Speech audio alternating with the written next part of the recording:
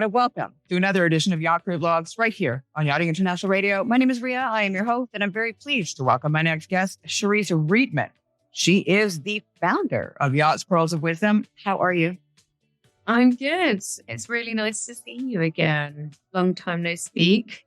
We have been doing this occasionally over the past 2 years since the inception of Yacht Pearls of Wisdom, but once again, you've upped the game. Tell me about Résilience Voyage that is happening in Antibes, September 22nd and 23rd. What brought the idea about and what people can expect? So I don't like to obviously do things by halves. Sometimes I'm surprising myself how I like to up the ante every now and again. So Antibes is our next event. It's extremely exciting. I've wanted to do mental health within the Pearls project quite a long time, but I've been a bit reluctant to do it only because I think there is a massive duty of care. If you're starting to talk about emotive things, I want to make sure that my audience is supported, they know what's going on, so they feel more comfortable to share. So we actually get to the nitty gritty of what we're trying to resolve. So we've got a fantastic group of individuals that are now on board, so I'm very excited. I also wanted to do a event on mental health with a difference. Obviously, within the industry, we all know the headliners, bullying. Corrine, the career coach, I watched an interview she did with a lady called Am on your platform the other day. Extremely brave, obviously talking about bullying, all of the very serious things that go on in the industry and how to protect yourself. Obviously, these situations do arise, but most of the time, it's not that serious. And it doesn't mean that it's difficult, but it's not that serious. And I think that in itself can get overlooked. So I wanted to do a little bit mental health, but in a different kind of way. Why I say resilience is I believe that ladies within the industry, if you make it in the industry, you're quite resilient by nature anyway. You've already got tools, strength to survive in the industry. And obviously being Pearls of Wisdom, we want to help educate women to tap into that when they make the transition out. Because what I found after talking to a lot of ladies and my own personal experience, because the transition out is so alien, we forget the resilience that we've already got. It may just be that we need to adapt ourselves to this new environment, but tapping into the strength and the resilience that we obviously have because we got it in the yachting industry. I don't like to use a pun too often, but it really will be an empowering event. I really want women to reflect and see how strong they actually are, take stock of what they've been through and what they've experienced, and then tap into that, use that, and remember that when they make the transition. I know that in 2 years, the last of my 3 children are leaving home. And then what? I think even people on land can understand that there are things that happen in women's lives that we are seen as strong, we are seen as successful, we are seen as doing it all, et cetera, but then we almost have that identity. And once that identity changes because our circumstances change, we're not sure what to do with that because we haven't thought about it. We've been so busy being and doing everything we possibly can in the existence that we have. So I think women around the world can understand the need to have that sort of training and that knowledge for when a shift in life comes. I think with women, I'm not saying that men don't have shifts in life, but women have them probably more extreme. If you just look at what goes on with our bodies in our lifetime, there are 2 massive shifts when you obviously become a woman. And then when you obviously lose the capability to bear children. These are humongous shifts that will happen to you whether you like them or not, let alone the shift of becoming a mother, if that is obviously on the cards for an individual. So I think we have a lot of shifts that we will go through regardless of whether, like you said, on land or on sea. And like I said before, the reason for Pearls of Wisdom, I think, is to take the illusion away that you're on your own. These are unique experiences. And now, obviously, Pearls has been going for a while, is the right time to now talk about this and then share the knowledge, share the experiences with the hope to empower women to go, I can do this. I can do this. It will be tough, but I can do it. If I can do what's gone before, I can definitely do this. So yeah, it's very exciting. It's the biggest event I've done to date. What can women expect to learn over these 2 days? The first day we are doing mental health. So we are going to go and take stock of what you go through on the boat. We're actually going to take this opportunity to take stock about where the industry is. So when you work on a boat, the kind of support you should expect on there, what legally is required to be there. And then we're also going to talk about the changes in the industry from an insurance perspective. We've got a couple of industry individuals because there are new things that are coming online now, which will support mental health, especially through crises. We're going to take stock of what's going on the boats, what it's been like, what are the new changes that are on the horizon, where the avenues might be for improvement.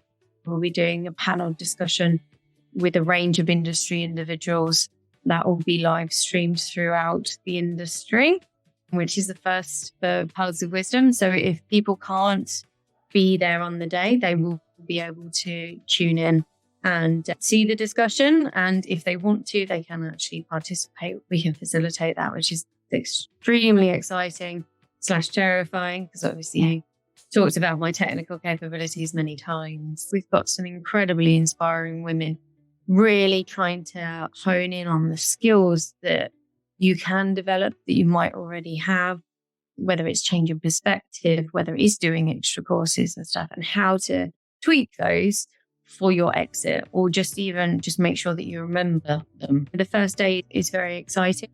The second day will be really the nuts and bolts of what Pearls is and how many different we will be showcasing the experts that are offering support within the platform. These are all trusted individuals with exceptional reputations. There really are fantastic individuals that are part of this project. So whatever a woman is going through, whether it could be nutrition, it could be mental health, it could be finance, it could be training, learning, whatever, we've got a selection of individuals that we do in workshops on the second day. So that really shows going back to basics for us in a way, because a lot of the events that we did in the beginning, they were workshops. So the platform itself, what's in the app has changed massively, and we've got a lot in there now. And we just want to let everyone know what's in there. It's great that you're having this event, and it's great that it's going to be live streamed, but that's one day. People can access all of this information and all of these experts and all of that 365 days a year. And it all is through your platform. It's nice and it's immediate too. You can have chats, you can create groups. If you need help on something, there's somebody there that can help you. Nobody's selling anything. There's no sales on there at all. To be able to find someone that is trusted and vetted, it's there. Yeah, so it's very important to me, obviously remembering the roots of where Pearls came from. My husband for a very long time has been trying to make sure that yachties stay safe when it comes to finances. And Pearls is just an expansion of that. The platform has a small fee to join. It was the equivalent to about £3 or €3 a month. It really is, in a way, a donation. But all of the advice in the platform is completely free. All of the individuals that are offering this advice, you can contact directly, and they are trusted, they are vetted, and it's really important. I see it as a one-stop shop. Whatever crises, or not even a crisis, if you're wanting support, these are individuals that have worked their asses off. They have very high standing in the industry for doing the right things, and they're all in one place. We want to take away the fear, the not knowing who to trust. Do you know what I mean? Like, it really, for women, because like I said, we're only in there for a kind of very short amount of time, no time to waste. These are the people that you need to speak to when you're addressing X, Y, Z. That's it. And like you said, this is not a sales platform. Nobody sells anything in the platform. It really just is advice and guidance. We're working closely with iSwan, so there are crisis numbers in there. Although this mental health project is not really about necessarily crisis, there is crisis support within the platform. We can tell you 100% where to go straight away if there's anything going on. But it also creates a space where we can talk about the slightly tougher stuff that nobody wants to talk about, which runs into another thing that we're going to cover on the first day. Gem, the floating florista, who unfortunately lost her battle to ovarian cancer a couple of years back. Her mother is going to be speaking on the first day, talking about obviously what happened to Gem and why she ended up losing her life and how it could have possibly been avoided.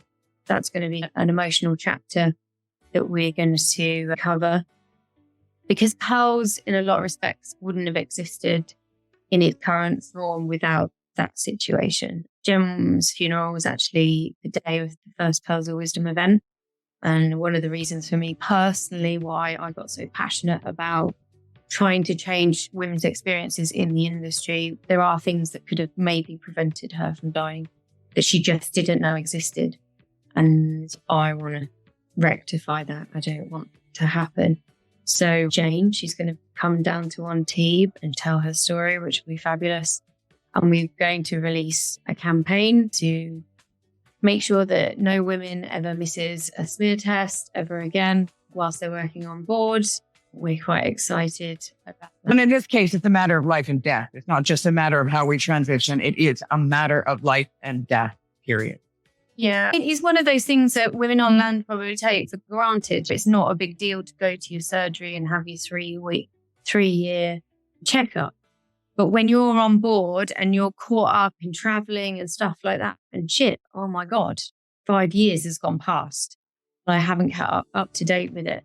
So in no respects, it's a small thing, but if it's not maintained and women don't stay on top of it, it can have catastrophic consequences. I have to disagree with you on one thing. I can guarantee you, as a woman who has always lived on land, women in general, it doesn't matter where you are.